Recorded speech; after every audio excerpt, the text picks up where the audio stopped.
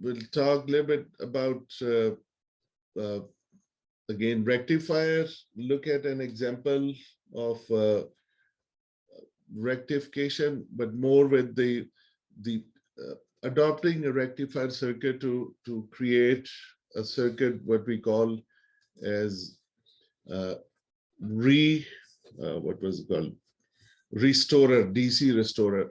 So let's get going. So today is a short lecture. Let me get it.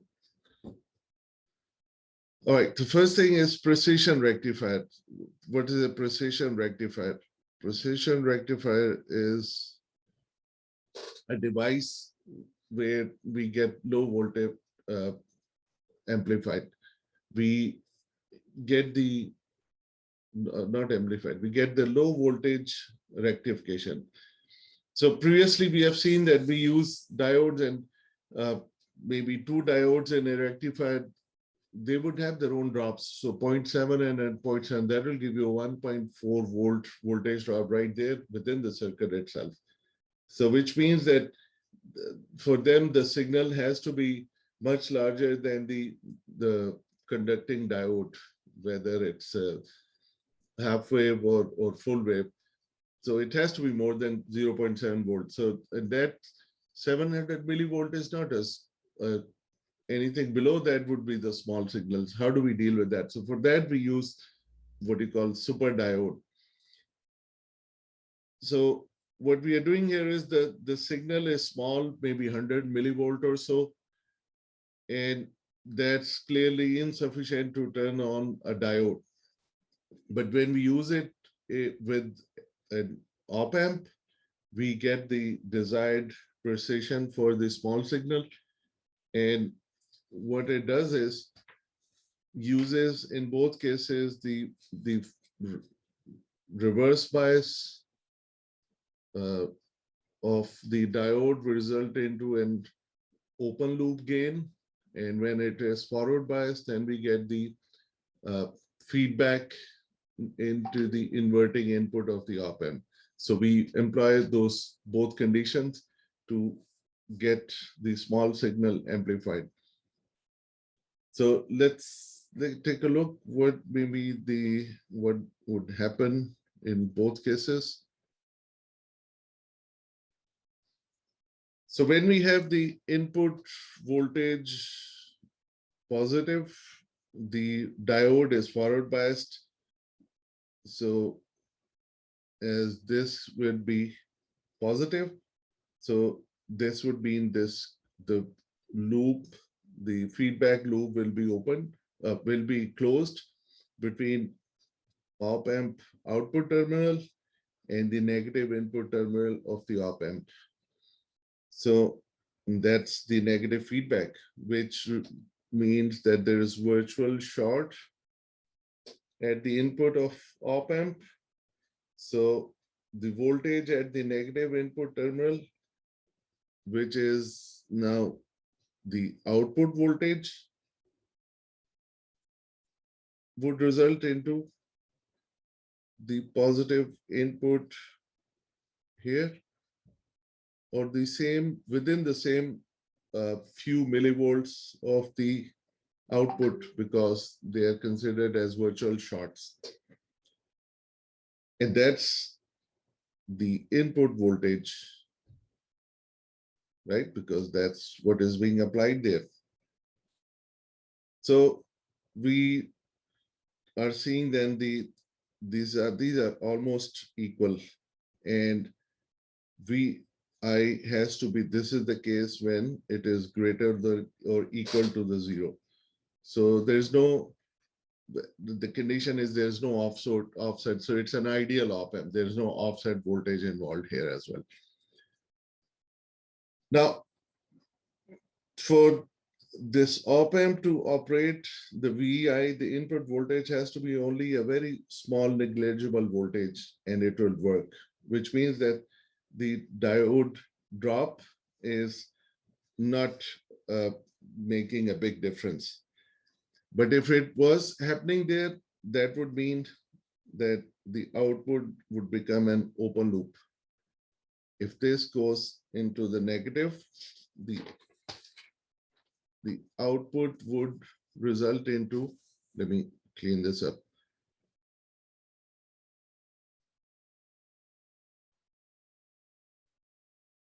So that was the case for the positive input. Now, if the input goes negative, the op-amp output voltage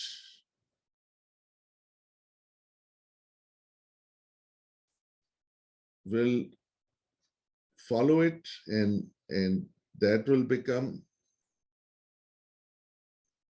like this, which means this guy will become open circuit. And now the op-amp is working open loop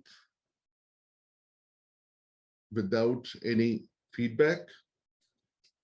And that would mean there will be no current flowing through resistance R.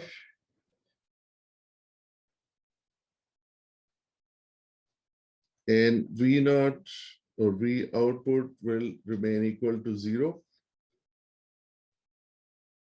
So for Vi negative, the output voltage would be 0.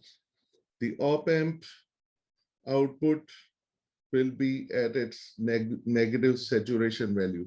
So when the open loop gain is infinite, the infinite means it has to reach the negative saturation level. So what we have done is then for this small signal, we are getting the maximum that we can get out of it. So that small signal is again showing up at the output. All right, so the result is that we get a straight line transfer function that's going through almost origin. So we take it almost origin. So this circuit is suitable for small signals where we have especially signal that's smaller than 700 millivolt or 0.7 volts. All right, so let's look at few examples here. Excuse me. Yes, sir. Do they make diodes that take more voltage than 0.7? Yeah, so you get the spec sheet. So 0.7, 0.8, 0.9. Generally, we take them 0.7 volts. But yeah, okay, they come in a slightly few volts, a few millivolts around 0.7. All right. So this is an example where we are given the superdiode and we're given resistance 1 kilo, and for Vi 10 millivolt, 1 volt and minus 1 volt. What are the voltages that result at the rectifier output and at the output of the op-amp? So this guy and this guy. And we're taking the op-amp ideal and its output saturates at plus minus 12 volt. And we have the standard 700 millivolt drop at 1 milliamp current. All right. So first we set the basic relationship. So we know ID is IS exponential dependence on the diode voltage divided by VT. Now what's the value of VT? What is the value of VT? This guy here.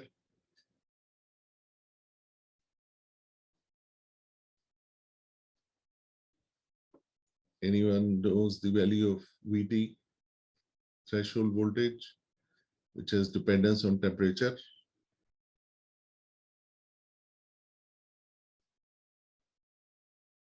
Guys, what was this? And this is KT by Q, if for a hint, that's VT. What is its value? Can you guys see my slides? All right. Boltzmann constant, temperature, charge on an electron. So we have to, of course, there's a homework coming, so we'll get some practice. For room temperature, we said we will use 25 millivolts in this course, right? Which we use as 0.025 volt when we are solving these questions. So this is a constant 25 millivolt.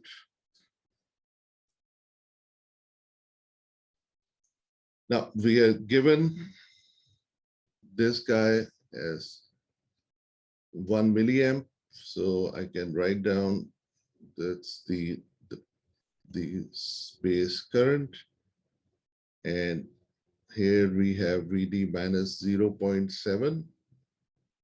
That's the voltage drop across diode divided by VT. So if I rearrange, I can get my VD value out of it, and that's VT log of ID over 1 milliamp. But because we need to find the diode voltage between these two.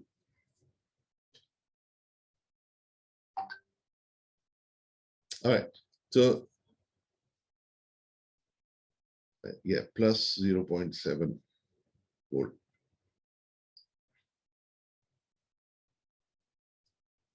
Now we are given VI as 10 millivolt for the first case, and then we'll plug in the values. And this is what we will get at the output. Of course, it's an op amp.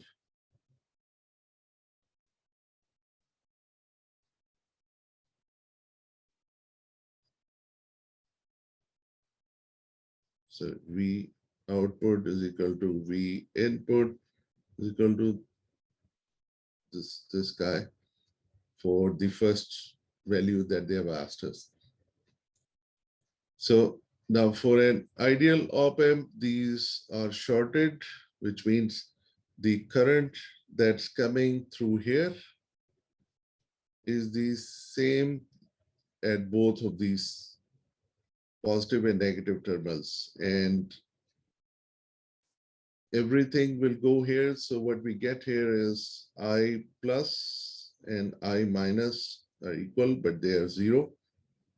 So when I plug it into my relationship for the current, the diode current, we can, now this diode current is the same current that is flowing through the resistance. So we can find that current from this resistance, and that's the same like this, 10 millivolt and 1 kilo ohms. And that gives us 10 microamps. So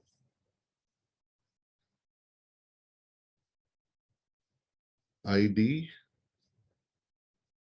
and IR are the same.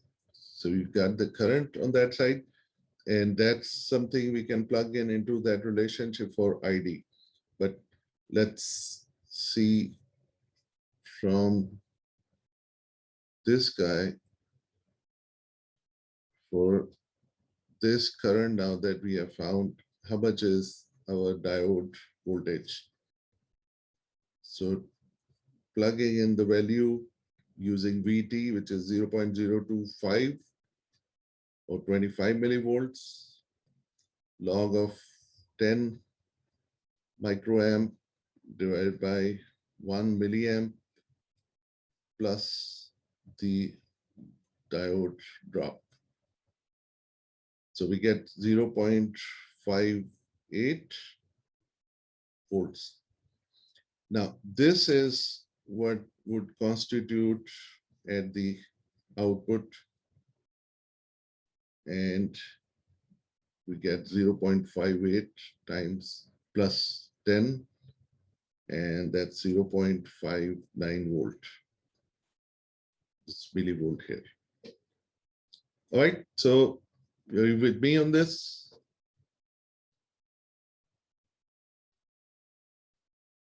All right, so let's go back, and now we, instead of 10 millivolt, then we are given, we use 1 volt. So same way, get the ID with 1 volt instead of 10 millivolt, we'll get 1 volt. We plug in here and we get a value, we get 0.7 for 1 volt, and we add it and we would get the amplifier voltage from this. And for the third case, which is V input voltage as -1, in that case, the diode would be reverse biased. So the diode will be cut off. So output voltage will be, for the diode will be 0 volt.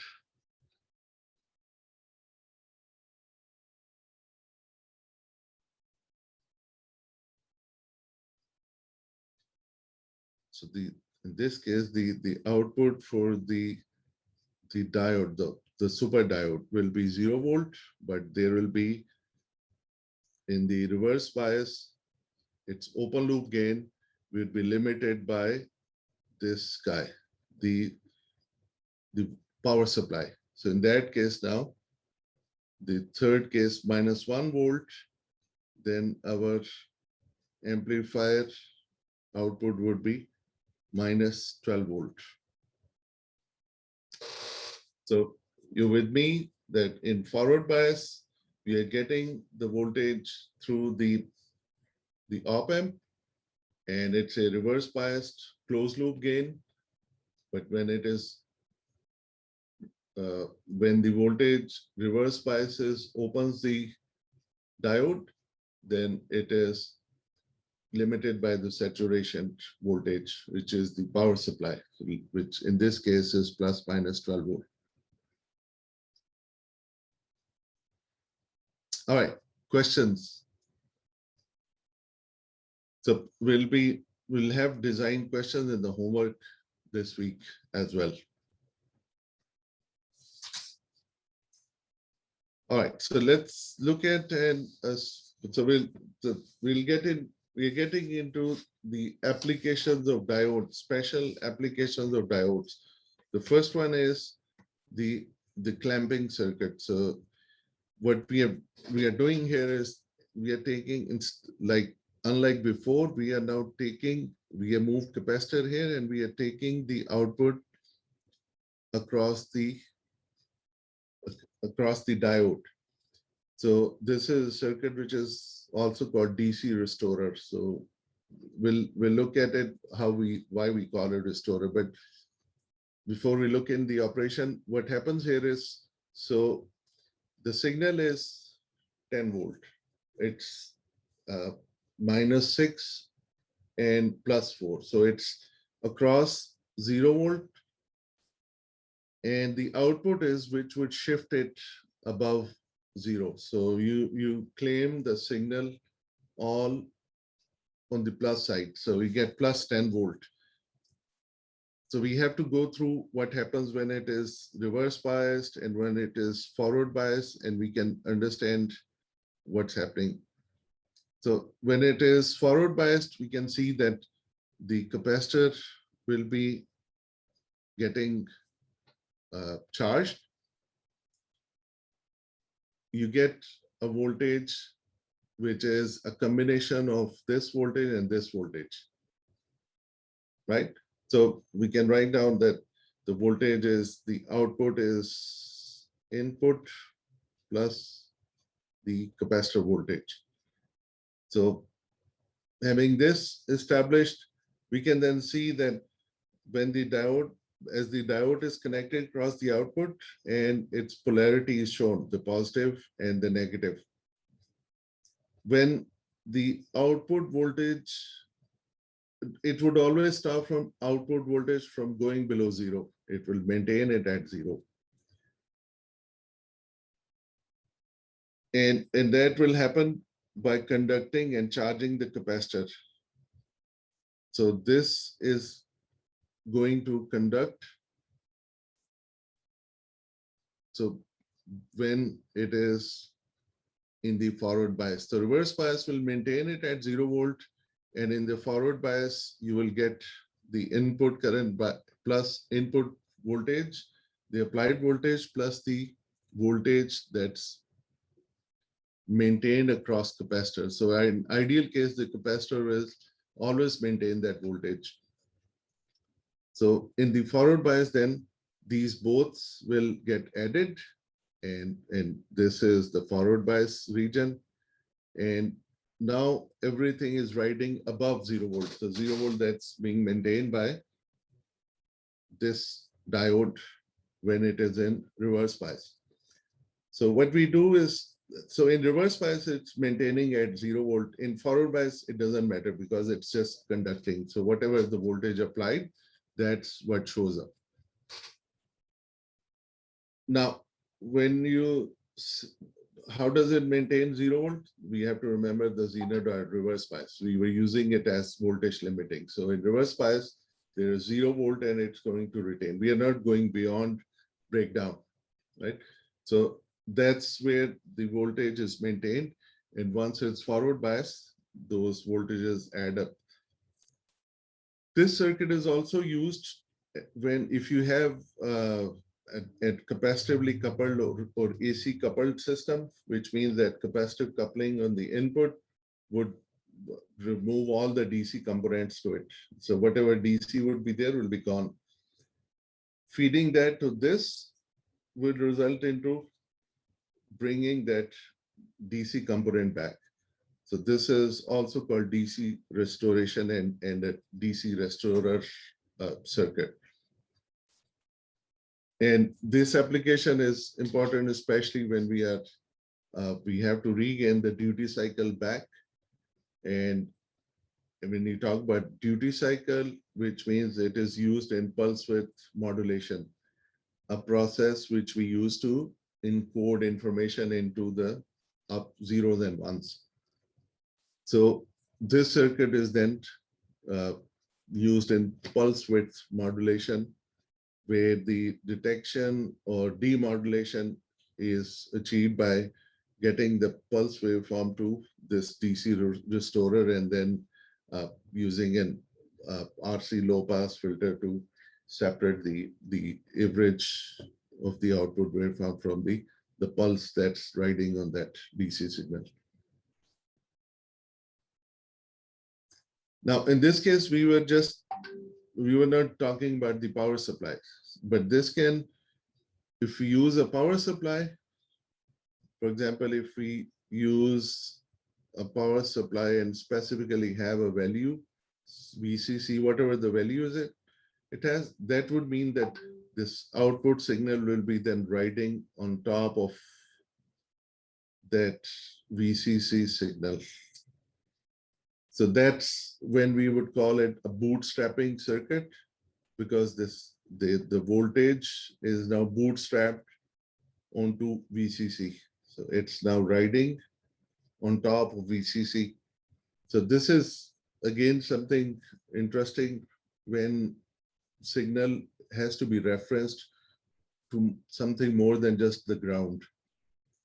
And in that case, this voltage can then be used to track the variation in the signal all on the positive side. So instead of now going to the negative side, we are keeping the whole signal on the positive side. So some applications that may be something we want to achieve.